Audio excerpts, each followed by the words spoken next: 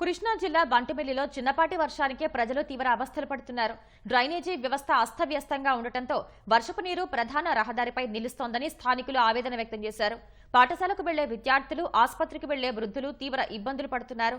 వివిధ పనుల మీద మండల కేంద్రానికి వచ్చే ప్రజలు రహదారిపైకి వెళ్లేందుకు జంకుతున్నారు. గతంలో అధికారులకు ఫిర్యాదులు చేసినా పట్టించుకున్న పాపాన పోలేదని వాపోయారు. ప్రభుత్వం స్పందించి నూతన రహదారి నిర్మాణానికి చర్యలు చేపట్టాలని ప్రజలు కోరుతున్నారు. స్కూల్ ఉంది, బ్యాంకులు ఉన్నాయి. చిన్న చిన్న వాహనములు పడినా సరే జనాలు చాలా ఇబ్బంది పడిపోతున్నారు. నీళ్లు ఇక్కడ నుంచి అక్కడ మసీదు వరకు నిలిచిపోతున్నాయి. డ్రైనేజ్ వ్యవస్థ అసలు ఏ మాత్రం బాగోట్లేదండి. ఎవరన్నా నడిచెళ్ళాలన్నా చాలా ఇబ్బంది పడిపోతున్నారు. రోడ్డు నిన్న కాక మొన్న వేసింది, అయినా సరే సాయంత్రం పూట కూర్చోన్న దోమలు ఒక్కళ్ళు పట్టించుకుని మమ్మల్ని వెళ్ళారు. ఒకసారి ఏమైనా దీని గురించి పట్టించుకుని కొంచెం హెల్ప్ చేయాలి. అందరికీ ఇదే కోరుకుంటున్నామండి. ఎవరి కాళ్ళు కొట్టుల ముందు మట్టి వేసేసుకుంటున్నారు, ముక్క చెక్క వేసుకుంటారు. మన ఆడ ఇద్దరు పడిపోయారు. అక్కడ పడిపోయి దెబ్బలు తగులుతున్నాయి, ముసలి పడిపోతున్నారు. అయినా సరే పెద్ద పెద్ద రాళ్ళు వేసేస్తున్నారు.